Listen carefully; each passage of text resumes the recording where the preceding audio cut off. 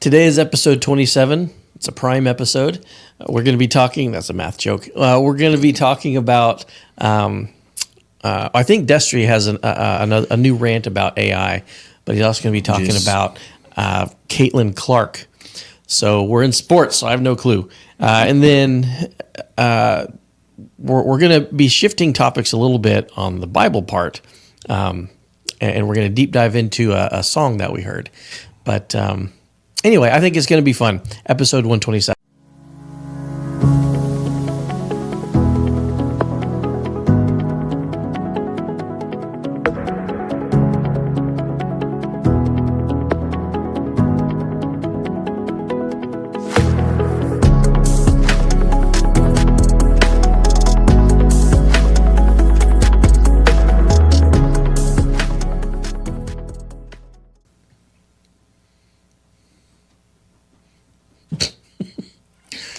Are we on?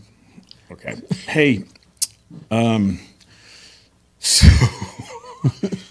so I'm going to talk about Caitlin Clark a little bit, and I'll also talk about AI. And I want to start by talking about AI because one of my main sources of learning about anything I talk about here is YouTube. Mm-hmm. So we got YouTube. Oh, I thought you said you too, like me and YouTube. Chris. No. Like you learn everything from us. YouTube, audiobooks, mainly Audible, and just anything online. AI, ChatGPT/AI. Yeah, nowadays, whenever you Google anything, you get an AI response. Right. So, yeah, no, the terminology just has changed or whatever. So, and what I've found out this last week doing research on Caitlin Clark is that AI has taken over. It's not just every now and then. It's every now and then that you don't get an AI reading the videos now. Now, the people talking, the voiceovers, in my estimation, 8 or 9 out of 10 of the videos that I watched this last week were AI. Yes. It's annoying, isn't it? It's very, very annoying because you can't. It's more difficult to verify if they're true or if they're not. What I've found out just this last week is that the AI narrative seems to follow the popular social media narrative of what's going on. Doesn't make it true. Right. It's just the stories that are popular. That's what AI generates. So a false narrative can be ballooned up by AI more than regular people talking about it. Yes. Sports people can talk and get ideas and think about things and attribute certain behaviors to certain people because of certain things. People can do that, and that can grow. But when AI does it, it can grow from 0 to 100 in less than a week because it just gets snowballed. That's kind of weird you're saying that because I saw something and I couldn't relook it up. Apparently, there's a lawsuit against one of the AI groups right now. I don't know if it's ChatGPT. I think it's ChatGPT, but I'm not 100% sure. Where the family is suing the AI because basically the mother killed herself because the AI told her to. Oh right. My gosh. Yeah, that's becoming more prevalent. But think about, like, what is that logical flaw, the confirmation bias, where you judge the truthfulness of something because you see more and more things that already agree with what you think. Yeah. Right? And so, I think this, I've seen something that says the same thing, therefore my faith in the truthfulness of my belief increases. Right. Confirmation bias. And so it used to be before the age of computers and social media and all this stuff, it was just like what you hear people say or what you watch on the news and in the evenings or whatever. And there was definitely the possibility of confirmation bias, but it's far less.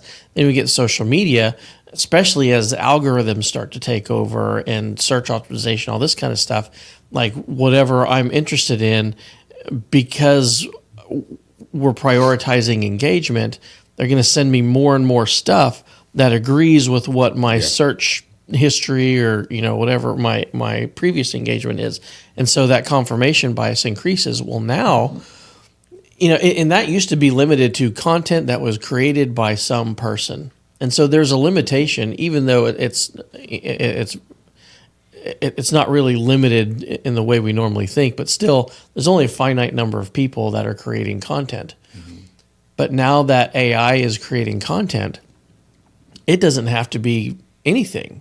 It's just, this person likes X, Y, and Z. The algorithm that provides information to AI that generates stuff can now just start cranking stuff out that agrees with you. Mm-hmm. So our confirmation bias is going to explode, and I think that's one of the reasons this whole algorithm pursuing engagement, just like the news used to pursues ratings. I think that confirmation bias is only going to get worse. Yeah.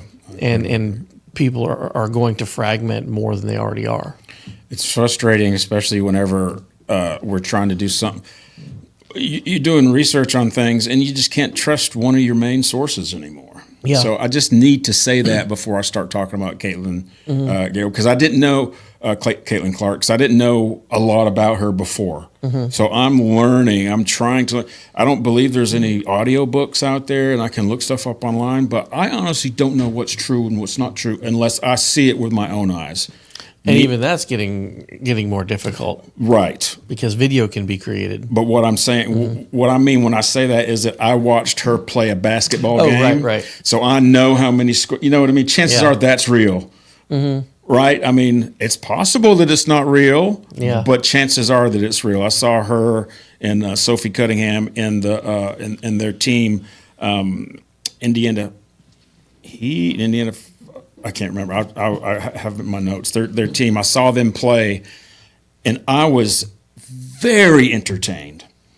That was one of the best. I used to be a huge basketball fan. I come from North Carolina, so basketball is huge in North Carolina.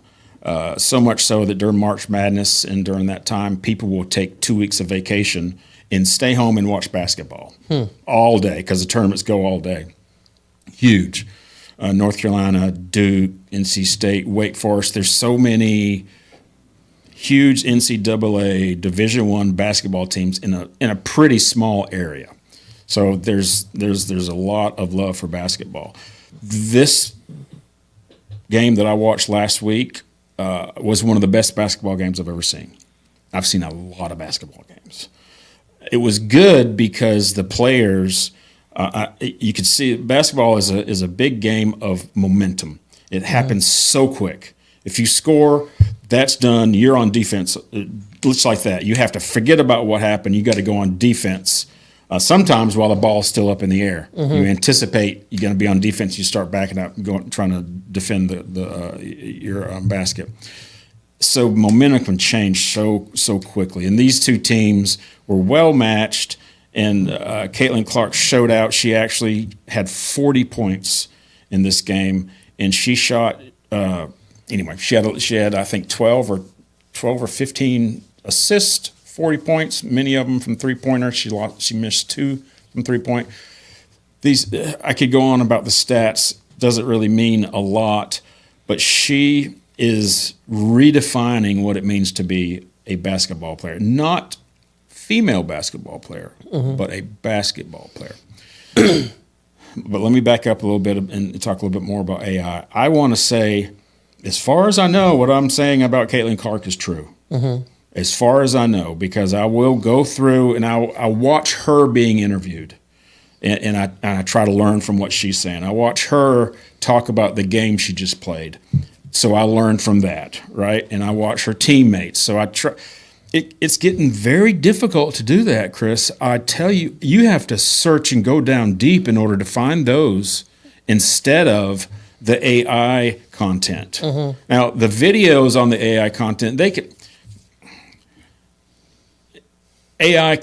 think the way the AI is being used now, I use AI a little bit, but I believe all the general video content that people can use, they run AI and say, make a script out of this, right? And they just do it, and it does it. And if you listen to many of the AI, it repeats itself. Yes. It keeps repeating itself, you know. Or says the numbers in a weird way. Yes. It has a very difficult time saying 121. 121 is what it will do. Yeah. Still, nobody's overcome that yet. And what's funny too is like, remember when you were like in high school and you had to write a 1,000-page paper about something, and you were at like 820 words. You're like, man, how do I? Yeah, I got to stretch this out. It's kind of like what I think AI does. I think so too. Because Yeah. it's probably like, create a 10-minute video on this topic or whatever, and there's only so much like readily available information that it can pull from. So it just has like 4 minutes worth of information. So it stretches that out and then like repeats it again. Right. I listened to a Jimi Hendrix audio book several months ago, and I only listened to it while I was riding my bike. So I'd listen to it for a couple hours a day, 3-4 times a week while I was in the woods riding. And it used the same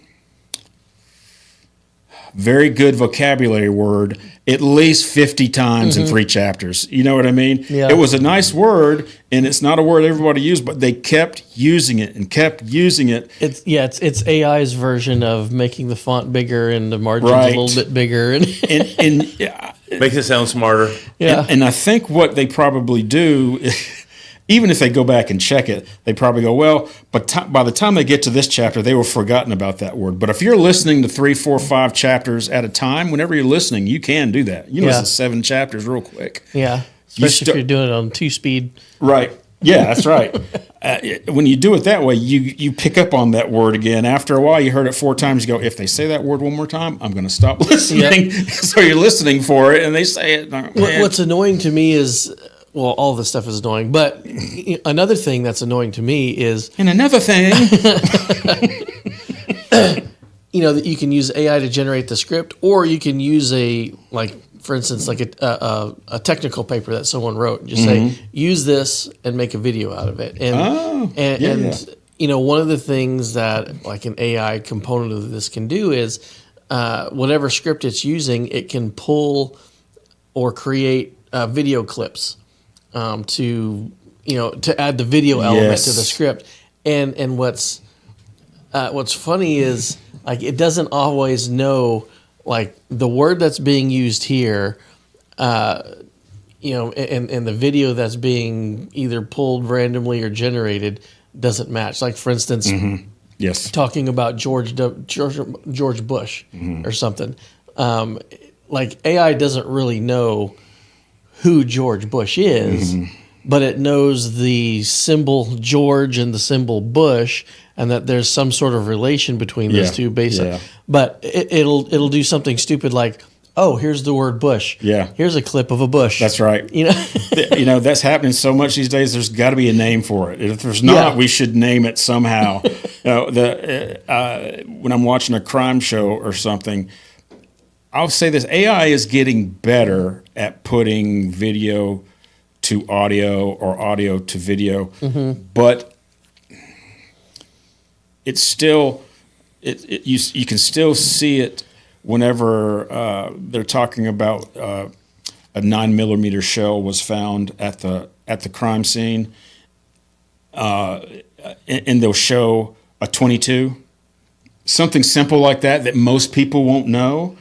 Prevalent in crime scene videos these days. Several times I've seen that this week. And one thing, whenever I'm fed up with AI and I'm doing research fed up with AI, I'll go to I'll start watching True Court TV. just the video of what's going on in court. You know what I mean? All right, I just need something real, Chris. I need to know that this is real. I'm tired of being, snowed over by these audio things. And I found that to be refreshing, just because this is what's happening. Well, it's interesting that like every like apocalyptic scenario or whatever, like in literature, like you read 1984 or Brave New World, like Aldous Huxley wrote that. But all these things, it's like predicting the degradation of the mind in the future and just how we all become drones. It's always the scenario that we're talking about now. Like, That's cool. let's detach them from reality and just feed them stuff that they think they want to consume, and we'll just keep doing that and further detach them from reality, so we can just keep doing whatever we want, and they're just pacified by this mental drug. I think one of the problems with AI is that because it's so quick, Yes. and because you have a breaking story, and you want to change that narrative. Well, before you go back to Star Wars or something like that, it took months and months and months to lay in those graphics or lay in these things or lay in that whatever. AI can do this in a matter of seconds to hours, depending on, and you can create a fake scenario that's so real looking that that you don't know what's going on, and they can throw it out there and make it look like, well, no, this is actually what happened, and this is this, and that's kind of the freaky part, because it's so instantaneous. Because we become such an instantaneous society. I don't want it tomorrow. I want it yesterday. Yeah, and AI can now do that that quick. It's very true. And related to that, on the way in today, I was listening to another interview. There's another thing you can do. It can still be edited, but with AI. But I like listening just to interviews. You know what I mean? Of people, having them come on the show or whatever. Just listen to interviews. I was trying to find some and listen to them today. But what's happening is the interviews are being used by AI in a bigger video. So in the thumbnail made me think that this was just a video of Caitlin Clark being interviewed after the game. Well, that was a total freaking miscalculation, because it started with that and then it went on to stuff that happened a year ago. So I'll transition to Caitlin Clark now. I saw a good interview of one of the singers of Shunned Funeral. Oh, you did? Yeah, I bet. But you think about it, they can do that. I mean, they can just take it. We'll take this image and we'll make an interview of somebody that doesn't exist. Oh yeah, absolutely. I ran into that. Okay, I'm wanting to build something in my backyard, and I want to build me a bird aviary. So I was looking up YouTube videos on bird aviary, this construction, principles or whatever, or just kind of design elements. And there was an AI video, and I'm sitting there going, that thing's on crack. You can't do that. Oh. But if they give people the wrong information, they can. It doesn't matter if the quality of the information. What matters is the engagement. Yeah, and if you follow that, then all of a sudden, the building thing collapses and it kills all your thousands of dollars worth of birds. Then, that's a problem. Yeah, there was a guy that made a ton of money on Spotify just a couple weeks ago, I think. He created a bunch of AI, or caused a bunch of AI music to be generated, put it up on Spotify, but also created all these AI bots that would listen to it. Oh my God. And so he made a ton of money on that. Spotify actually had to crack down. It was like, oh, it's just AI that's listening to AI, and we're paying this guy for it. There's actually no revenue being created. Okay, so so we are now seeing society and business catching up with AI. That's part of it, right? That's a great example of a business, a big business, seeing, we didn't think about AI being used like this, but now we have to change policies. We talked about when we first started talking about AI on this podcast. Which is a monument to just human ingenuity. Yeah, Right? it is. Like, we have this amazing tool that does everything. Oh, someone just hacked it to use it to make a bunch of money really easily for them. Yep. We can't have that. Right. What is one of the first principles of humanity? Immediately try to scam whatever's out there. Immediately try to corrupt it or scam it or something. What's that command in Genesis? Subdue it. Right? Yeah, I mean, it's just, there's something We have that to be innate said. desire to do that. Yeah. Well, we're seeing it live right now. We're seeing that stuff happen live. So let me transition to Caitlin Clark. And Now that we've given that huge disclaimer. yeah, I hate it, but I feel like I need to, and anything else I do from here on, this disclaimer is used for that. Right. I mean, as far as I know, this is what's happening. Unless I'm talking about a Grateful Dead show, whenever I was there and tell my story, daggone it, that's what really happened. Gemini has told me. Right. The two people you're actually seeing flashing on the screen right now are actually real live human beings. right. If you'd like, I can go stab them with something sharp pointing to see them bleed. Let me just give some intro. Let me give an intro. This is going to be an intro to Caitlin Clark, okay? First of all, before us use that name, had you ever heard of Caitlin Clark? Okay. No. Have I've heard the name. You've heard the name. Okay. I put no practical. Yeah, but you've heard attachment to it. Caitlin Clark. Yeah, somewhere, or just randomly. Did you know what she did whenever you heard Not her really. name? Okay. Have you ever watched a women's NBA game before? I'm just like him. I don't watch sports at all. Okay. So that's a no. So you don't watch NBA. Basketball to you is as foreign as socialism is to your desire, right? Not really. I played all the sports in high school. Okay, I played okay. everything in high school. Okay. I actually had scholarships to go for football Okay. and for basketball to a small college. Okay. I chose not to do that. Okay. I was the captain of my football team when I homeschooled. You sure were. You're the homecoming king too, Yep, weren't and you? queen. But I played sports. But once I got away from high school, Yeah. sports, I was forced to play high school ball. Well, you walk was in- around, you're 6'3" and you're in the 6th grade. You're gonna be asked to play. Yeah, that's exactly what happened. He's big. That's He can knock because he was people held down. back a couple years. He was held back. He was held back 4 years. He was the only sixth grader with a full beard. Actually, not joking. I finished high school. I finished everything in the 11th grade. But because of Georgia law, I had to have so many hours, physical hours sitting in a classroom. But they said, you just come to school. You can actually tutor kids, and help with like that and the stuff. With a full. But what we want you for is we don't want to lose you on the sports team Yeah. for this year. We're in Georgia. Georgia football Yeah. and basketball, really. And Georgia is really Yeah, and important. so they basically, I was kind of like, you're playing sports whether Right. you want to or not. Gotcha. But it's not a part of your life right now. But no, it's not. I mean, Since Caitlin Clark she's a second year professional right now, and she went to college at Iowa 4 years prior to that. During that time, you were not into sports. no. Okay. So I'm trying to prove the impact that she has and is having on society in general. You heard of her, you have no idea who she is, right? You probably, when Michael Jordan was going on, you were playing sports. You knew who Michael Jordan was, right? See, I was before Jordan, but I mean, I I was more back in the days of like the 70s, so that would have been Larry, Wilt Chamberlain? Wilt Chamberlain, those kind of guys. You were in the 70s. I was playing sports in the 70s. Well, he played in. I graduated in '82, and I think he graduated in '80. Well, he didn't. He was going to school during the '81, '82 area.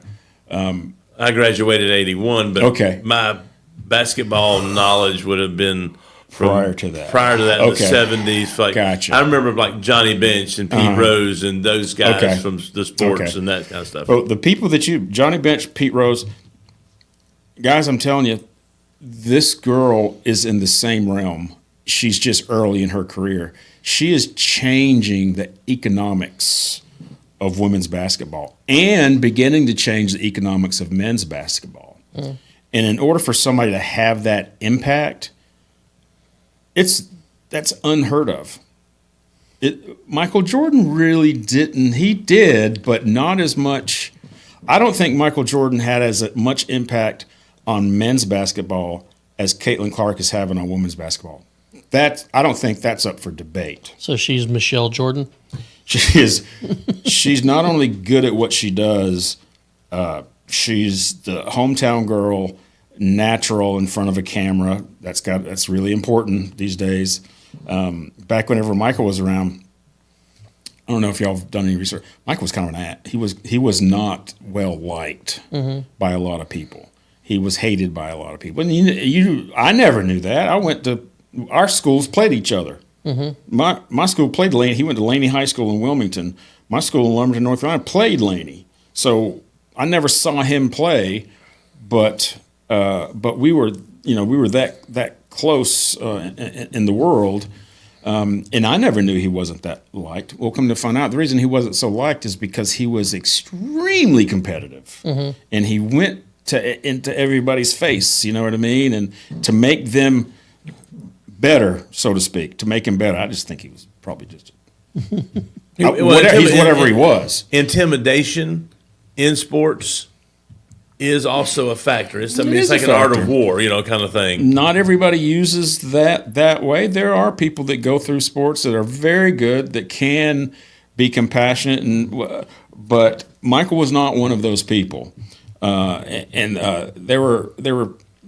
We didn't know that back then because there wasn't social media. Now, Caitlin Clark, anything she does is seen, right? Anything she does, and she takes control of her narrative by putting things out on her own.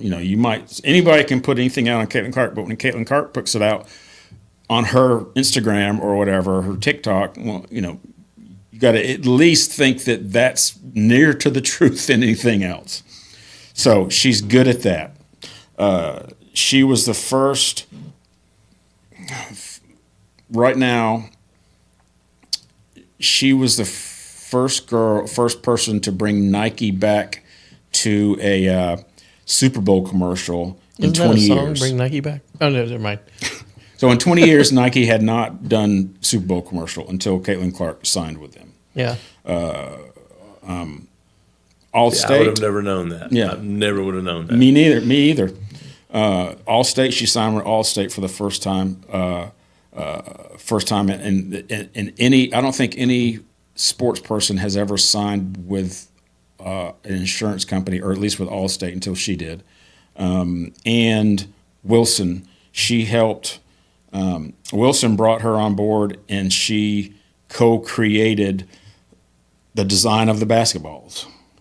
So she's doing things that the painting, the way basketballs look, they're round and they're made of a certain thing.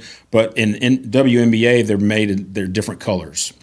So she helped co-create those different colors and what is on basketball. Funny story, real quick. My wife, she decorates. She makes like wedding cakes and birthday cakes and all kinds of stuff. There was one where she had to make a basketball. And we had to figure out the pattern of because everything starts out flat, and cut a specific shape together, and it kind of stretches and makes a sphere. We had to figure that out, and the drawing's still on the refrigerator at home. how to cut out fondant to make a basketball cake. I bet she's glad to have you when it comes to stuff like that. So it's a lot harder than it seems. 100%. There's a ton of math in it. Yeah, it's a lot harder than it seems. So she was with baseballs. She was part of that whole creation. But again, this is just a intro to her. She did something when I learned this the other day, and I confirmed it as best that I could. She signed with Nike and was one of the first 4, I think, women to have a shoe designed after her. She had her own shoe. Guys, men's basketball are doing that regularly these days. The top guys get different shoes, and they help design. She was one of I remember the Air Jordans. Yeah, that's right. She was one of the first 4 women, I think, 3 women to have this deal with Nike. and they help create the shoe, and they're very involved with making the shoe there. So they're gonna wear the shoe. Nike, I think, was going to give her $20 million, I think is what it was. Say that's a lot of money. Right. She sat down at the table. She said, I'll do this, but only if you create a contract with one of my teammates. And she went to Sophie Cunningham. They said yes. They went to Sophie Cunningham. She presented Sophie Cunningham with a box of a shoe box and a contract in the shoe. She's the first person to ever do that. She was going to not sign with Nike. She was going to go with Reebok or somebody else if Nike wouldn't sign her teammate. And whenever you do that, you up the game economically for the entire organization. Yeah. Now other girls are doing that. So think about that precedent that she set. Now I'll talk about why would she do. If you want me, you have to take this person as well. Right. And it wasn't a, well, okay, we'll do it. They're going, yeah. Nike said, we want Sophie Cunningham, absolutely. Yeah. And they did it. Now, it's not like Sophie Cunningham is not a good player. She is a fantastic, one of the best in the NBA. She comes off the bench a lot of times, but I think last week I talked about how she has created a role for herself in being the enforcer. Remember I talked about that last week? I saw a video on that. She's the meme now, pointing, right? Yep. That's the only reason I know that. This is you got to do the finger like this, and she's pointing. She has created a niche for herself. I'll just call it that, as being the protector, because the referees weren't protecting Caitlin Clark. There's so many. Now this is where AI and everything will get you off course. This one incident that happened with the pointing, that was over a year ago. And there's still brand new videos created by AI with that incident, right, as if it happened yesterday. It's still that popular. And what even was that situation? What was it? Yeah. This one game, it kind of culminated throughout her first year career. She came in, people didn't like her already because all the media is there. You know what I mean? Caitlin Clark. Well, some of the girls were saying, hey, we've been here for 20 years. Where's my recognition? Yeah. That's one school of thought. Caitlin Clark comes in, and all the media is there for her. You go into the post. Well, anyway, that's one school of thought. So on the court, her opponents were proving, we'll show this rookie. We'll show this rookie what it means to be a pro. And they would sneak elbows, face, poke her in the eye when they're getting up from a ball, a jump ball, like nobody has possession, two girls or have both hands on it, jump ball. Whenever they're getting up, the opponent will, there's a picture of her doing this, using her neck and some other part of her body to push up and get up and go. And this is causing harm to this girl, right? But she doesn't get, nobody gets called for a foul. If it is, it's not what it should be. Flagrant foul should be called. They're obvious. This is proven by going back and looking at all this, right? Yeah. And seeing that no, there wasn't a foul called, or what should be a flagrant foul wasn't a flagrant foul.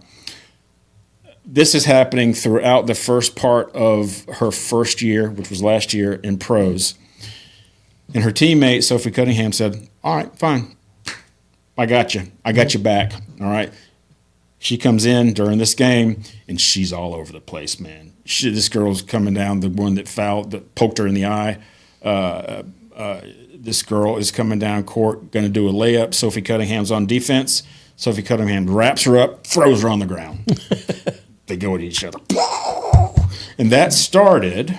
So it's like hockey. It turned into a hockey game. Yeah. It did. But the refs were not doing their job. Right. They weren't. And it's not like this is something under the rug. The girls would go to the press conference afterwards, said that the refs, Caitlin Clark calls them by name, Timmy needs to be doing his job. Go back and look at the video. I'm wondering if See- that may have been more of an intentional thing because of the press she was getting, and they were told to, not pay attention to things. We can have all these discussions on why, right? Yeah. Why? Well, it's happening. And whenever you're on the court and you can't play your game because you're being fat. Well, Caitlin said, "Do what you want to. I'm still going to go back here and I'm going to hit this 3-point." So she was able to prove that no matter what you do, I'm still going to play my game. Now with Sophie Cunningham getting her back, now she can play it even more. So that's a recipe for social media success, right? Because they're really close friends too off the court. So this is why that Caitlin. This was in my opinion, this is the genesis for Caitlin Clark saying, "I'll sign with you, Nike, but you've got to, it's going to be a dual You got my thing." back, I got yours. Yep, Yeah. exactly. And so far, that has been successful this year because Caitlin and Sophie are on this team. They're able to recruit more people. More girls want to play on this team, right? Just like any other sports story goes. So they're doing really well. They're entertaining, and it's not just because it's women's sport. They're good athletes. They're really, really good athletes. And whenever you go on Instagram and you try to find real video about these people, you learn about them.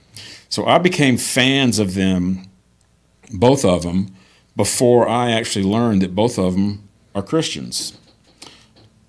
And like I said last week, that even makes me I love them even more now. Yeah, I like the way they carry themselves because they're not timid, right? But they're still feminine. yeah. They're almost changing, in my eyes, they're almost changing the way femininity can be. Yeah. Very athletic, good in front of the camera, feminine when they need to be, but sporty when they need to be. I like that. Which really, those two don't need to be at odds with each other. They either. don't. They absolutely it's just don't that need to be at odds with each other. as modern society, we've gotten such a warped view of what masculine and feminine is that we force them into these two different paradigms that often have nothing to do with what it actually is. Yep, that's right. So I'll talk about two more things about Caitlin Clark and Sophie Cunningham, and then we'll turn it over. Caitlin Clark has started something called from the logo. They're calling it FTL. What the heck is that? Well, there's a logo that's way beyond the 3-point line. She can sink a basket from. So whenever she's dribbling down, and if she's in the logo, from the logo. So that's everywhere. Just from the logo that she can shoot a shot. It's almost half court. So it's kind of like showboating. Well, I mean, if you're going to go under the basket and you're going to get elbowed and punched, you're going to find other ways to score. You know what I mean? So if you get me under here, I'm going to shoot from out here. If you guard me under there, I'm going to shoot. I'm going to go in here and do that. She can hit from anywhere, and not only can she hit from anywhere, she's one of the best passers in the league. So you've got to strategically cover her, plus you've got to cover everybody else. So it's like you need an extra player because if you double team somebody that you think she's going to pass to, you've left her open. Right. She'll take the shot. 9 out of 10 times she'll hit it. Well, if you double team Caitlin, which is the smart thing to do, then somebody else is open. She's going to pass it to him. Yeah. And she passes to him. You would love the angles that she seems to get the ball around people where there doesn't seem to be any way to get it around them. You know, not like behind her back and all that stuff, but just she'll look this way and she'll throw it this way, and somebody's running full speed. It's just amazing to watch her play. And I've only seen her play one game. Right. But I've seen everything I'm talking about, I've seen proven in that game that I saw. But she does that almost every game that she's in. Anyway, the point with Sophie Cunningham, that happened as a result of what we were talking about, the first I think it was the same game. I think where the girl poked her in the eye, and they were just going at odds. And somebody had fouled Caitlin, and the team that fouled Caitlin, so they fouled her. She was on the ground, and she was standing up, looking at her eye or something, and so they were going face to face, and the teammate of the person that fouled her ran up to the group to get in the argument and ran about 6 inches to a foot farther than she should have at Caitlin, and Caitlin went boom. She just body blocked her, right? This girl just body blocked her and went boom. And everybody went at each other, and Sophie went up and was pointing at the person that did the original foul, and this girl took exception to Sophie pointing at her. Don't you point at my face. And Sophie went, oh. She just did like this. And you'll see it anywhere online. She was staring at her and doing like, and that girl was so upset that Sophie was just pointing at her that Sophie said, I couldn't help it.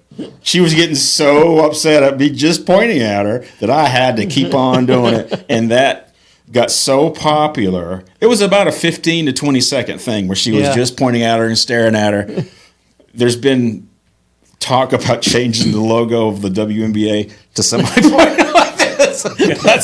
That's how popular it's gotten.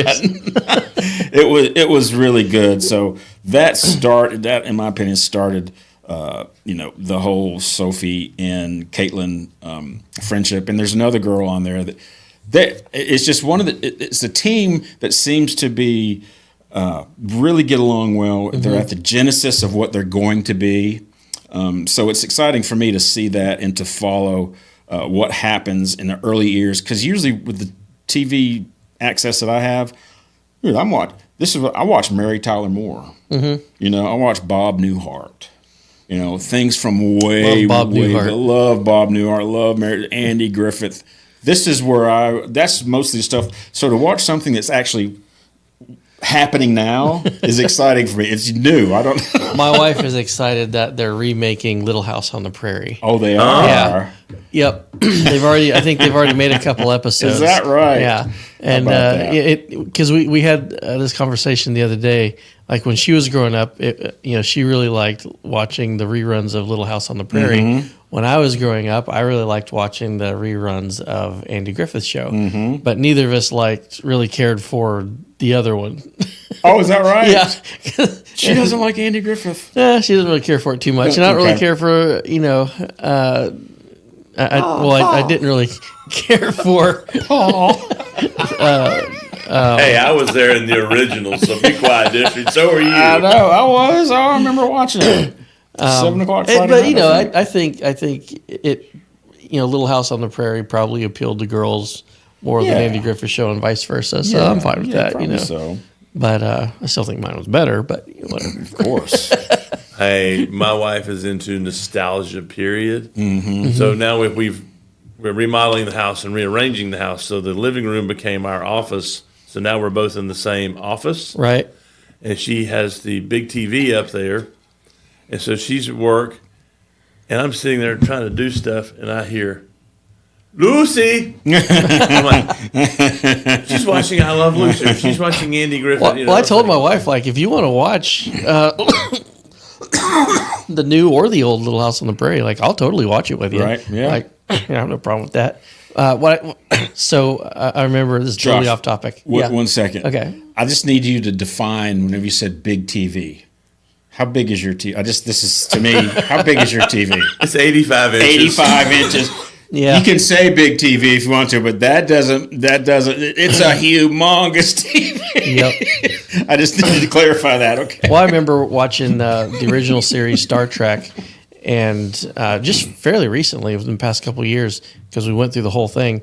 But there's this one episode where James T. Kirk goes back in time accidentally, and he's walking down the street with this lady from that time, and they walk past this group of buildings, and I'm looking at him like, wait a second, and I go to the Andy Griffith show. I'm like, this is the Andy Griffith show set. I love that. They're walking through. I got the same building, and that's the same building. Actually, in the episode where the kids are on the kids are the only thing alive on the planet in Star Trek. Yeah. They trashed Mayberry. Yep. They actually it was is the that whole Mayberry right? set that they just trashed it, threw garbage in the streets, Yep. made the buildings look destroyed. Okay. And then they went back, because it was after Andy Griffin. Yeah. And so, but those sets for years got reused and reused in a bunch of stuff. Yeah. Right, That was cool. It's like, Star fun. Trek and Andy Griffith are in the same cinematic universe. And what's funny good. is right behind that, not too far away, was the Hogan's Heroes set. Yes. Oh. Just on the other side of the Yep. lagoon Okay. Yeah. that they filmed Gilligan's Island at. Okay. So it was like Mayberry,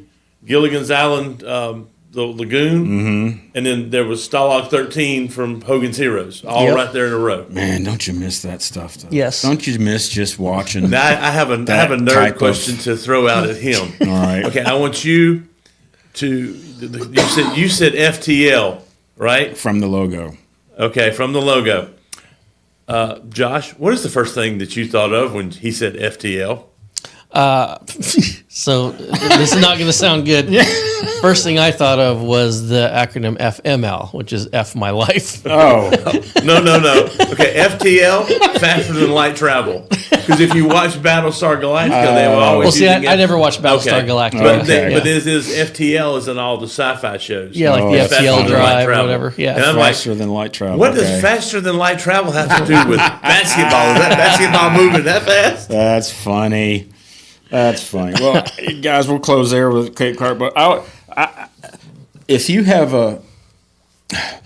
one of our pastors in Marcus Point, Jeremy, has a daughter, and she plays basketball. And when I was still working at the church, I would see Jeremy come in a lot, and he would be wearing Indiana Fever jersey. I'm like, why is this guy wearing a female basketball jersey? What? It's the weirdest thing. And we can all agree, we all respect and love him. He is a great guy, right? He's just, I trust him with anything. But it's just weird that he's wearing a female jersey. And I'm just starting to learn about Caitlin this last week. So that was year 2, maybe 3 years ago that I saw. Well, now it makes sense because he has a daughter.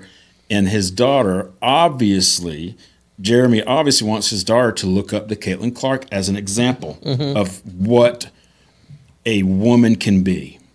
And I'm just applauding Jeremy now. Everything that I learned about On top of being a Christian as well. Yes, on top of being a Christian and being a woman who is very sporty, who can be feminine, who is good in front of the camera.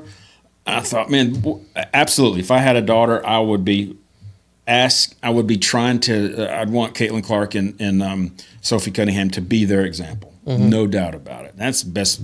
That's the best thing I can say about them. So, anyway, our watchers or listeners, give it a chance. Just watch WNBA and I would say watch the Heat first. Watch them first and see how they interact. Again, off the stage.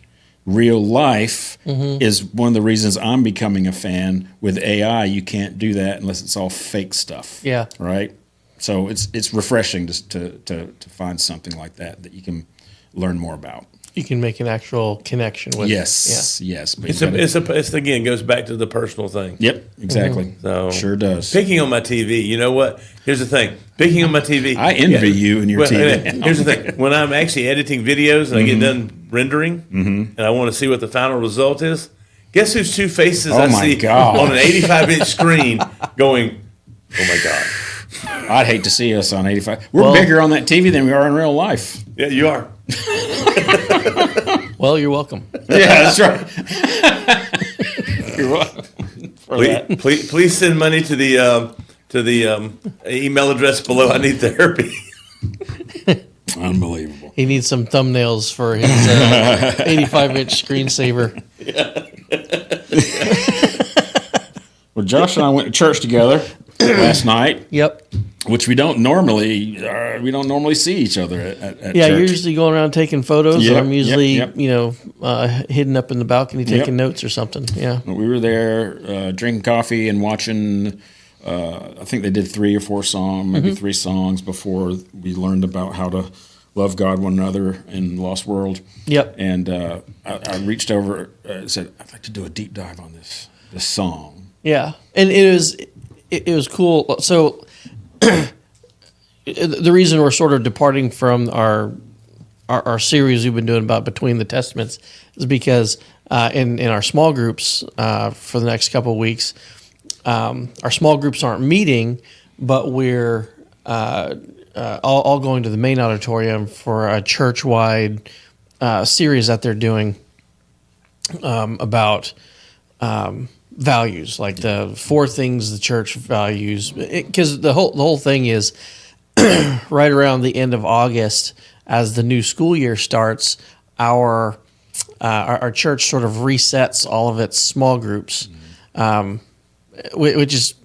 it's kind of awkward in some cases, and for groups like ours that just keep going continuously, there's never really a reset. It's Right. more or less like, we've just still been here. Yep. But so anyway, we were in the auditorium last night, and they opened up with a couple worship songs, and one of them, it's a song by I think it's Gateway Worship. That's what AI tells That's me. right. Well, when I looked up the You lyrics, expect me to trust that? well, because I didn't know what the name of the song was, so I just type in the lyrics, and it tells me it's a song called "Who Else" by Gateway Worship, and it's very repetitive, but it's because it's like trying to emphasize a passage in Scripture about who Jesus is as the Lamb of God and being worthy. And the perspective that this song takes is, Jesus is worthy of exaltation and worthy of worship and all this stuff. And its chorus is, "Who else is worthy? Who else is worthy? There is no one, only you, Jesus." And it repeats that over and over again. But it says, you're the infinite God of the ages. You choose to make my heart your dwelling place. You healed my brokenness, showed me your glory. So I have songs of thanks not even angels can sing. And then, who else is worthy? Who else is worthy? There's no one, only you, Jesus. And then the bridge, Lamb of God, anointed one, who was and is to come, seated on the throne above, holy, holy. Righteous one who shed his blood, you prove to us the Father's love. Jesus Christ be lifted up, holy, holy. And then it repeats the theme again about the Lamb of God, the anointed one. Excuse me, I keep coughing. So this is has some deep stuff associated with it. So I'm going to go over in the New Testament, Revelation chapter 5. This is, the way Revelation starts out is there's letters to 7 different churches, and then after those letters are done, John is given a vision of the throne of God in heaven, and he starts to describe that. And by the time we get to chapter 5, we start to get into the part of Revelation where there's a scroll that's sealed that needs to be opened, and this is where it introduces the different judgments and stuff that Revelation discusses. Like this whole period where wrath is being poured out on the evil of this world. It's called the wrath of the Lamb, and John, who's credited with authoring Revelation or penning the words to Revelation. It was a revelation given to him by Jesus. In the Gospel of John, there's a similar theme where Jesus is called the Lamb of God. The book of John opens up with this sort of genealogy that God became flesh and dwelt among us, and that's who we call Jesus. But then right after that, John the Baptist starts introducing Jesus to the people around him as the Lamb of God that takes away the sin of the world. And then the book of John continues by inserting these little date stamps over the course of the 3 years of Jesus' earthly ministry of the Passover, the Passover, the Passover. And it ends at that final Passover where the Lord, the Last Supper, they're eating the Passover meal the evening before Jesus is, eventually turned over to the authorities.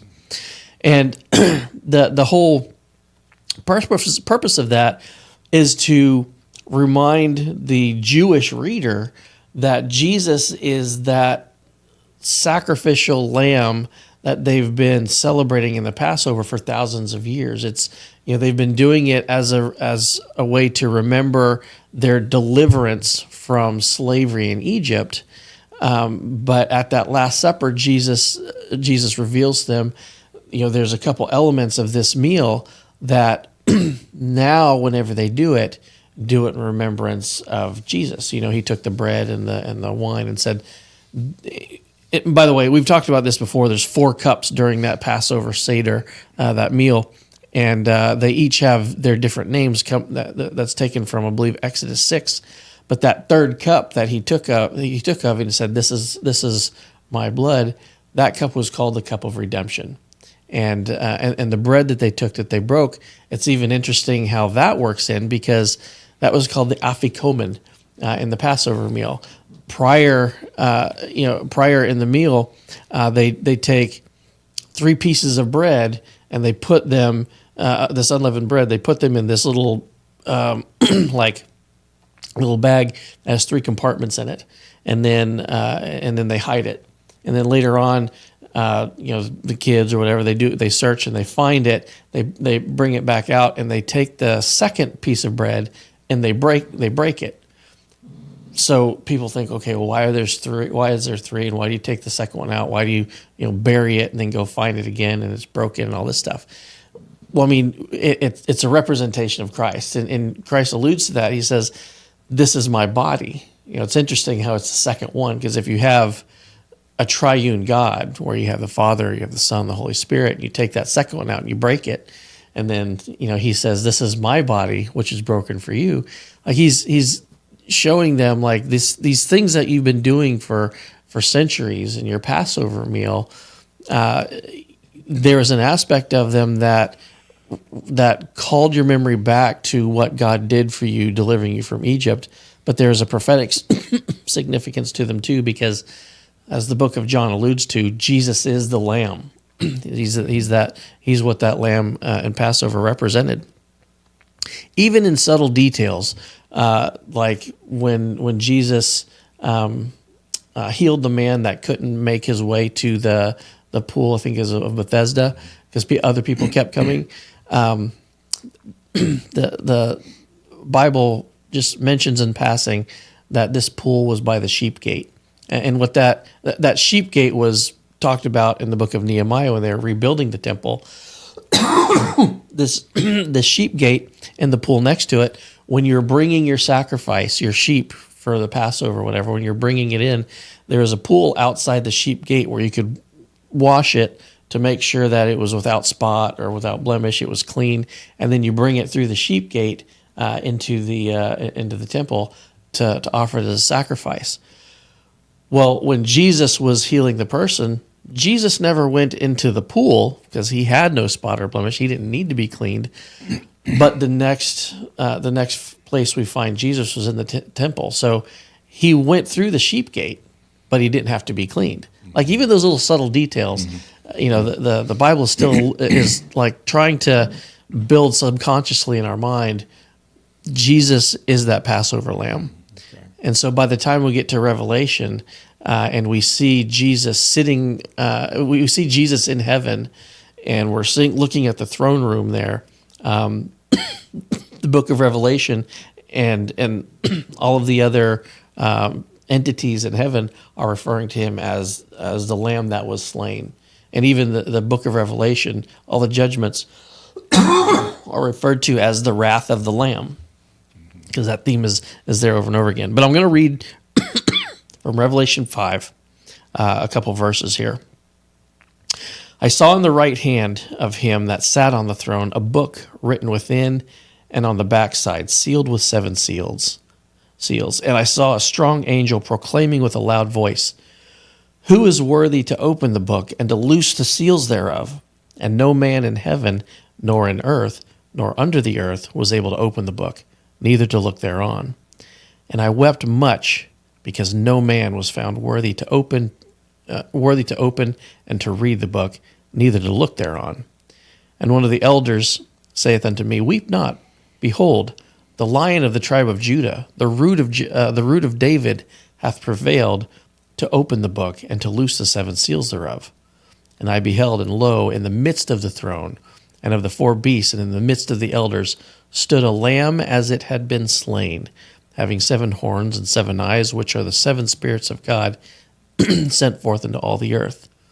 And he came and took the book out of the right hand of him that had sat upon the throne. And when he had taken the book, the 4 beasts and 24 elders fell down before the Lamb, having every one of them harps and golden vials full of odors, which are the prayers of the saints. And they sung a new song, saying, Thou art worthy to take the book and to open the seals thereof, for thou wast slain and hast redeemed us to God by thy blood out of every kindred and tongue and people and nation, and hast made us unto our God kings and priests, and we shall reign on the earth.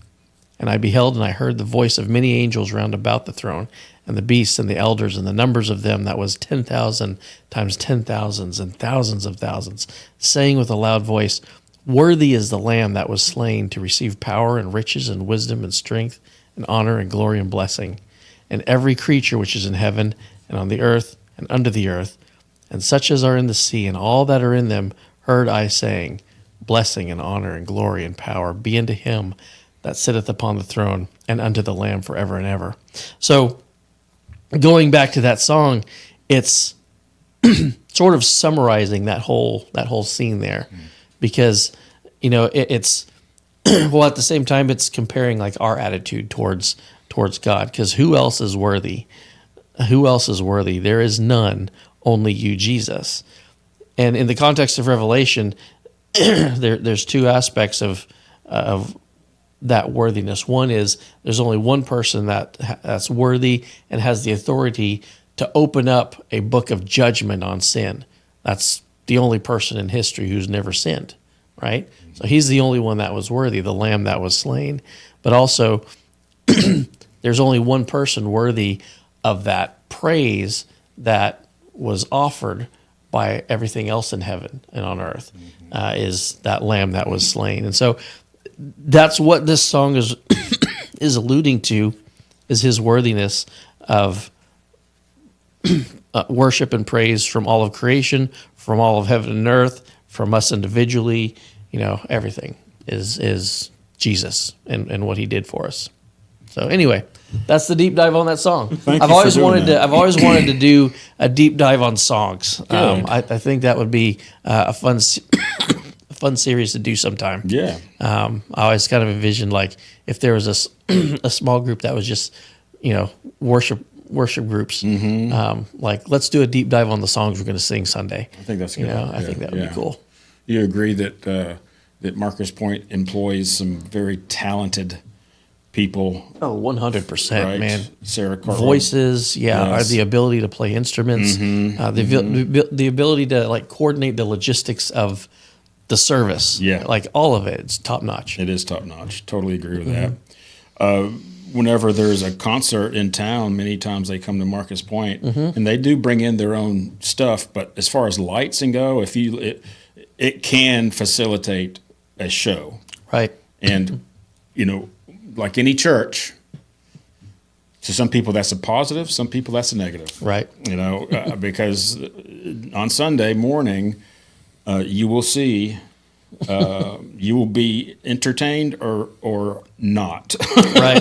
It's not a benign thing. You're either going to like it a lot or you're not going to like it, because it's a worship service. There's no question about it. You'll either be entertained or nourished or angered. Yes. But that's like every church. That's like every church. That's right. I had some friends, he has since passed away, but he loved Marcus Point so much, but he just couldn't get with the music. He would come out during the worship at the beginning of the service. He would go back. He'd go in whenever the message started. Right. And I'd realize this. I realized I'd see him a lot, and he told me, he said, I asked him, why are you out here so much? He said, "What, man, I just can't do the music." And he wasn't complaining. Yeah. He was not complaining. It did not suit his needs, his desires. And I respect that, if that's your feeling. Yeah, and I understand where he's coming from, because in a lot of ways, I feel the same way, just because like my background growing up, I was in churches where we sang like traditional hymns and like appreciated the theology and the depth of them, and a lot of times you don't get that in modern worship music. Right. But at the same time, like, take this song for instance. If I read it for face value, it's not much there. It's the same phrase over and over again, right? Like, it's like, guys, this could have been an email. We were talking about earlier. But what helps me is, instead of concentrating on the song itself, concentrate on like what in Scripture it's alluding to, because any song that points to any part of Scripture is going to be pointing to something that has infinite depth. Right. Yeah, that's a good point. Very good point. Well, I'll say I like the worship. I love going in there and taking pictures of the worship service. It's a very big challenge. Just, Chris, this as a photographer, with the lights changing so much, it's a huge challenge to get a good picture. But once you kind of get that, concert photography is a skill, and that's what it is. Sunday morning during the songs, it's a concert, and having that skill, it's allowed me to get better at concert photography, because of all the lights and everything. It's definitely some post stuff to it too, because most of the time it's a lot of blue, a lot of purple, and you may not even know that until you start trying to capture those moments. You don't know it at all. It's shades of brown to black to you. There's a lot of colors there, Josh, I'll tell you, Mr. There's a lot of blues and a lot of blues and some more blues. That's really the blue. Light blue. So anyway, thank you, Josh. Yeah. Anything else? Nope, I'm good. All right, Chris. I got to catch a plane. Oh, that's right. You got to go. Chris, anything else? I'm good. Thank you, everybody, for watching. Listen, Don, I love you, and we'll see you all next week for episode 128. We are bearing down on that 130 and 150, aren't we? Yep. We're going to get there. All right. Thanks, everybody. Bye.